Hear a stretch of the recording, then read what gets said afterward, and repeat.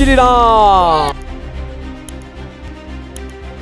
कलयुग है तो इसी वजह से रावण और लंबा होता जा रहा है। लेकिन रावण जैसा विद्वान आदमी संसार में ना आया है, ना आएगा और ना है। रावण रावण था। रावण एक तरह से बहुत ही ज्ञानी थे। बच्चों को ये आदर्श कहाँ से मिलेंगे? बड़ों से ही तो मिलेंगे ना। रावण से बड़ा जो है प्रख्यात पंडित कोई नहीं था। आजकल के इंसान को देखो, रावण जैसा धैर्य ही नहीं है। वो था महापंडित महाज्ञानी, और इस बात को प्रभु श्री राम भी जानते थे। वो रावण को नहीं जलाते हैं, रावण के अंदर जो बुराइयां थी उसको लोग जलाते हैं।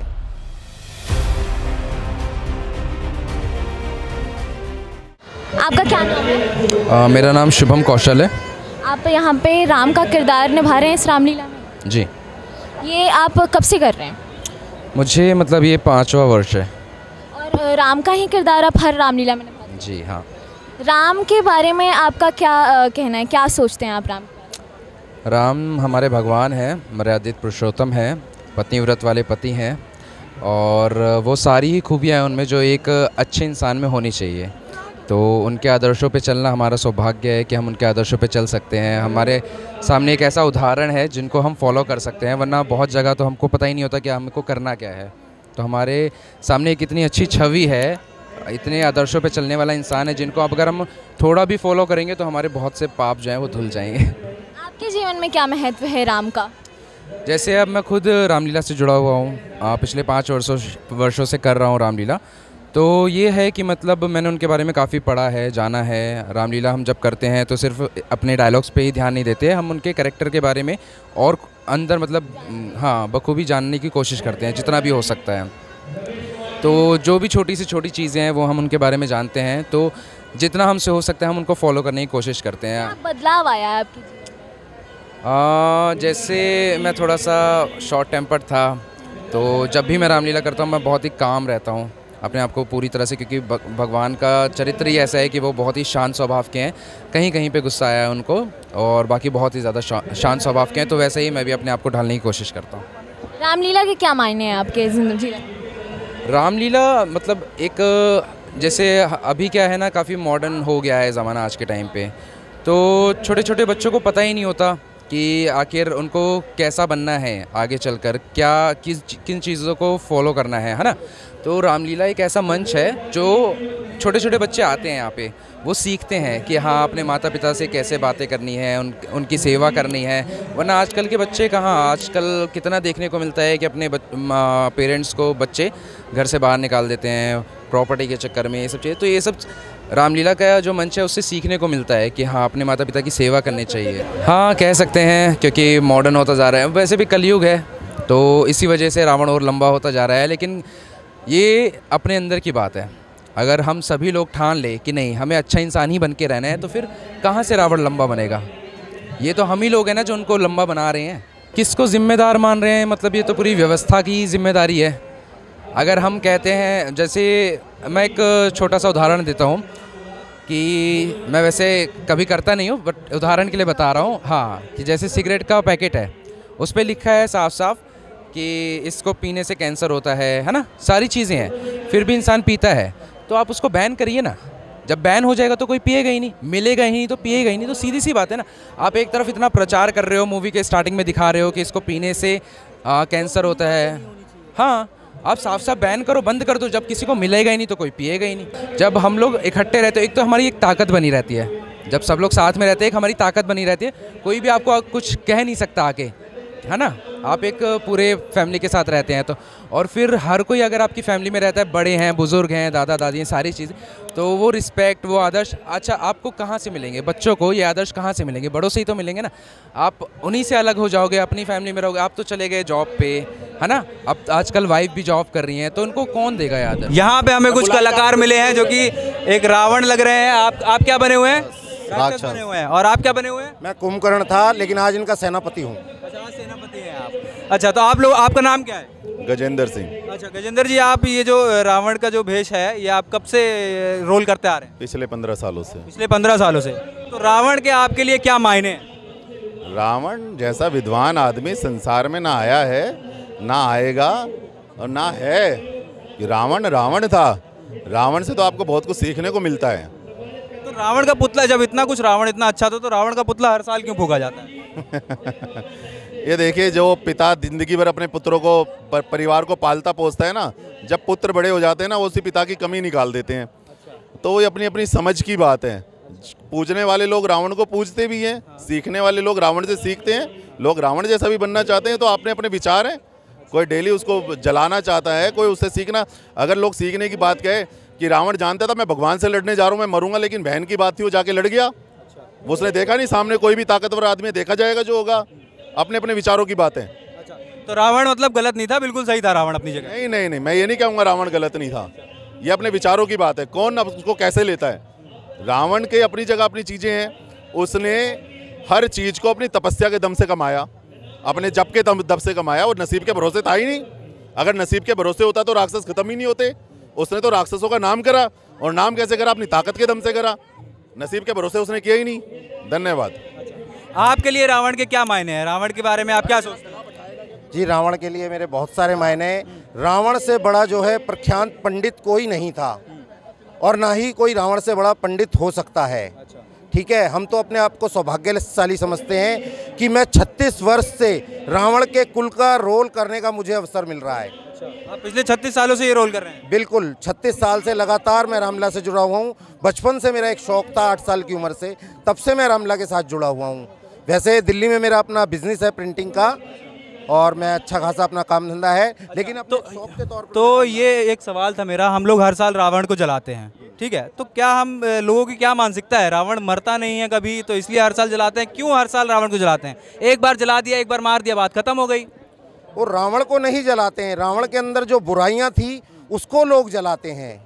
माता सीता का हरण किया, ये एक बुराई थी रावण के अंदर, किंतु उसने उसके अंदर अच्छाई भी थी। उसने माता सीता का हरण किया, किंतु उनको हाथ तक नहीं लगाया, ये उसकी सबसे बड़ी अच्छाई थी। उसने सिर्फ अपनी बहन की खातिर, अपनी मर्यादा की खातिर, अपने कुल की खातिर, उसे पता था कि मैं ब्रह्मा का वरदान हो चुका है, विष्णु का अवतार हो चुका है, और मेरा वध होगा, मेरे कुल का नाश होगा, किंतु फिर भी वो अपनी बहन की खातिर ब्रह्म विष्णु भगवान से भी लड़ गया।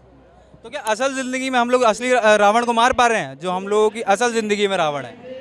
मेरे हिसाब से तो अभी खैर नहीं मार पा रहे हैं, क्योंकि अभी भी बहुत सारे रावण इस संसार में बाकी हैं जिन्हें मारना अभी बाकी है। और भगवान की जब तक इच्छा रहेगी तब तक हम ऐसे अभिनय में आते रहेंगे। चलिए, हमसे बात करने के लिए बहुत बहुत धन्यवाद। Thank you so much. मेरा नाम शुभम धीमान है। आप कौन सा किरदार निभा रहे हैं? मैं लक्ष्मण का कैरेक्टर कर रहा हूँ। कितने सालों से ये आप कर रहे हो रामलीला?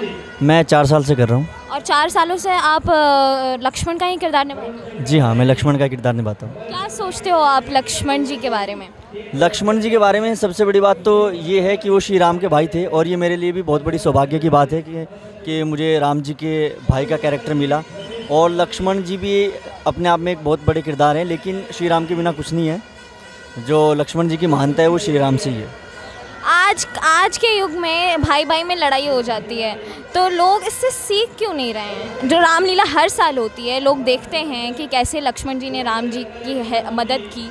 आप उसके बारे में क्या कहना चाहते हैं? देखिए मैम, ये सारा जो होता है, एक कहावत है कि अगर किसी पेड़ की जड़ें मजबूत हैं तो कितने भी आंधी तूफान आ जाए वो पेड़ मजबूत रहेगा। मैं एक जॉइंट फैमिली से हूँ और ग्रामीण क्षेत्र से हूँ, और मेरी फैमिली में कम से कम 75 लोग हैं।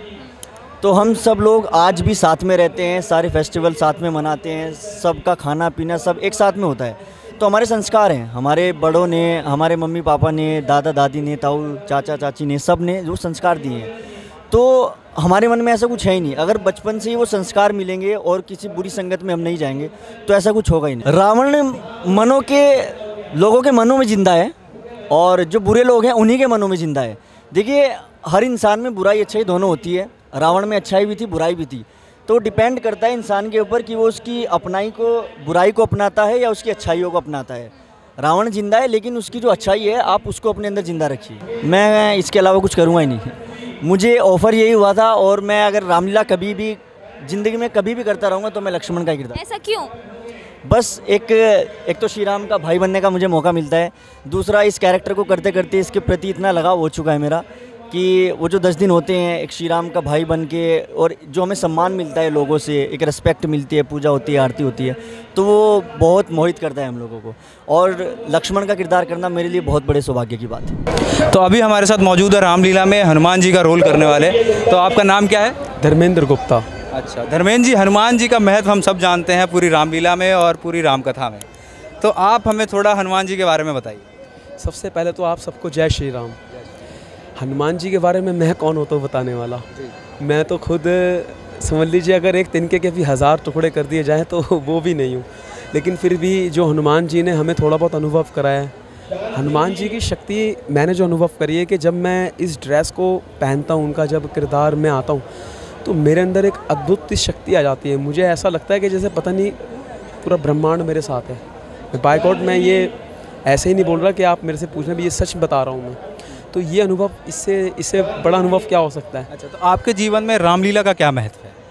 क्यों रामलीला हर साल होती है, क्या महत्व है? सबसे पहली चीज़ तो महत्व मुझे इसका रामलीला का पहले भी था, लेकिन 2020-2021 ने रामलीला का महत्व बता दिया मुझे।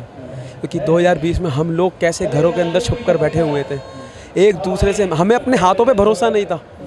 तो जब 2020 में मैंने आर के पुरम में, मेरे को बाबा ने, हनुमान जी ने मेरे को मौका दिया रामलीला करने का। दिल्ली में एक ही जगह रामलीला हुई थी, तो मैंने देख रहा था ये सब चहल पहल कुछ भी नहीं थी। तो इससे बड़ा महत्व क्या हो सकता है रामलीला का। और रामलीला तो अपने आप में बड़ी रामलीला है। उसका तो एक एक किरदार, एक एक पात्र ऐसा है जो सीखने लायक है। राम जी का चरित्र ऐसा है, मैं तो कह रहा हूँ यहाँ तक कि रावण से भी सीखो। आजकल के इंसान को देखो, रावण जैसा धैर्य ही नहीं है। अच्छा, तो रावण क्या था? रावण अच्छा था या बुरा था? आप क्या सोचते हैं इसके बारे में? लोगों को क्या उनसे सीखना चाहिए और कौन सी ऐसी बातें हैं जो कि उसकी लोगों को भूल जाना चाहिए या फिर नहीं मानना चाहिए? देखिए, रावण हम ये नहीं कह सकते बुरा था, लेकिन उसने बुराई को दर्शाकर आने वाले टाइम के लिए बुराई को दिखाया कि अगर मैं बुरा कर रहा हूँ तो देखिए मेरा अंत क्या हो रहा है। वो था महापंडित, महाज्ञानी, और इस बात को प्रभु श्री राम जी भी जानते थे। इस बात को प्रभु श्री राम जी भी अच्छी तरीके से जानते थे, लेकिन उन्होंने अपनी जो चरित्र को लेकर, मतलब जैसे प्रभु की लीला, उन्होंने दिखाया कि बुराई का अंत होगा ही होगा, चाहे रावण हो चाहे कोई भी हो, बुराई का अंत होगा ही होगा। तभी एक दो वनवासी ने आकर इतने बड़े परम ब्रह्मांड, परम पंडित को, परम ज्ञानी को कैसे धराधर कर दिया था और मृत्यु का उनको दंड दे दिया था। बिल्कुल सही बात तो है। आप ये कब से कर रहे हैं, जो रोल है आप कब से कर रहे हैं? अभी तो मैं 2015 से जो है हनुमान जी मेरे को मौका दे रहे हैं ये सब करने का। मैं उनका बहुत मतलब कहते हैं कि ना शुक्र अदा करता हूँ कि मतलब मेरे को जो है ये रोल मिलता है। बाकी मिलता रहे, हनुमान जी से यही प्रार्थना है। चलिए एक बार जय श्री राम। जय श्री राम। जय श्री राम। क्या नाम है आपका? रितिका। क्या करते हो आप? मैं मेकअप आर्टिस्ट हूँ। यहाँ पे जितने भी आर्टिस्ट हैं आप सबका मेकअप करते हो? हाँ जी, जितने भी आर्टिस्ट हैं सारे कैरेक्टर्स मेकअप करते हैं हम लोग।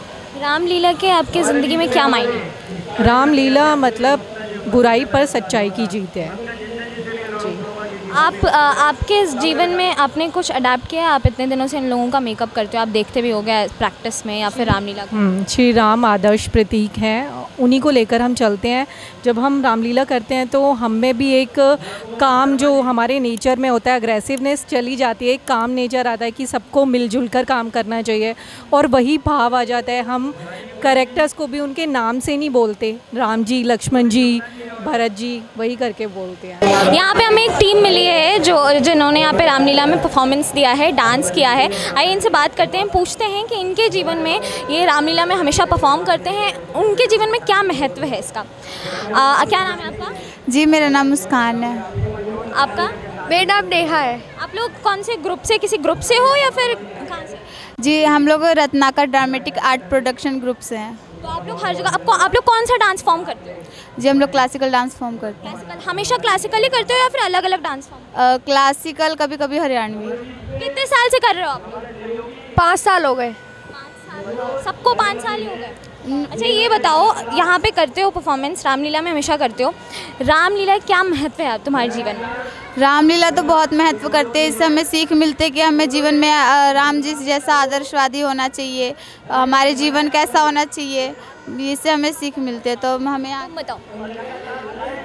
जैसे कि बुराई हर साल दिखाया जाता है कि बुराई हमेशा ख़त्म होती है, पर ऐसा है कि हमेशा बुराई बढ़ती है और उसको घटाया जाता है। तो हर साल अगर बुराई बढ़ती तो रावण मरा ही नहीं कभी, क्योंकि रावण अगर मर जाता तो वो हर साल जलाया नहीं जाता और राम जी हमेशा हर साल जिंदा नहीं होते। क्या लगता है लोग सीख रहे हैं इससे कि हाँ बुराई नहीं करनी चाहिए अगर रावण को जलाया जा रहा है? कुछ लोग सीखते भी हैं और कुछ लोग एक कान से सुनते हैं दूसरे कान से निकालते हैं। तुम्हारे जीवन में कुछ इसका असर पड़ा है? तुम हमेशा देखते हो? बहुत असर पड़ा है, हम शुरू से ही देखते कि हाँ अच्छाई पे ही सब चीज़ है। तुम बताओ तुम्हारे जीवन में क्या महत्व है? बहुत अच्छा महत्व है, उससे हमें ये वो मिलता है कि हमें बुराई पे अच्छाई की जीत होती है और हमें एक सीख मिलती है कि हमें बुराई नहीं करनी चाहिए, हमें ठीक से रहना चाहिए। और तुमने अपने लाइफ में इस चीज़ को इम्प्लीमेंट किया है कि हाँ मेरे को सच्चाई पे जीना है, सच पे रहना है? हाँ, मुझे इस चीज़ का है कि मैं अच्छे से रहूँगी, ठीक से रहूँगी, जैसे अपना राम के वो हैं वैसे। तो देखा आपने, लोगों को लगता है कि आज भी लोगों के दिमाग में और लोगों के मन में रावण जिंदा है और उनका ये सोचना है कि बुराई जल्द से जल्द ख़त्म हो जाए, लोग सीखें कि हाँ हम हर साल रावण को जलाते हैं, तो वैसे ही हम अपने मन में जो बैठा रावण है उसको भी जला दें और ख़त्म करें। बिल्कुल सही, जैसा कि मेरी सहयोगी ने आपको बताया कि जब हमने लोगों से बात की तो उनका यही कहना है कि रावण आज भी जिंदा है, हम लोगों के बीच में ही है, इसीलिए हम लोग हर साल रावण को जलाते हैं और उसको भस्म करते हैं और बुराई पे अच्छाई का जश्न मनाते हैं। कैमरामैन शिव के साथ मैं निखिल, मैं श्रुति। नमस्कार, देखते रहिए चेतना मंच।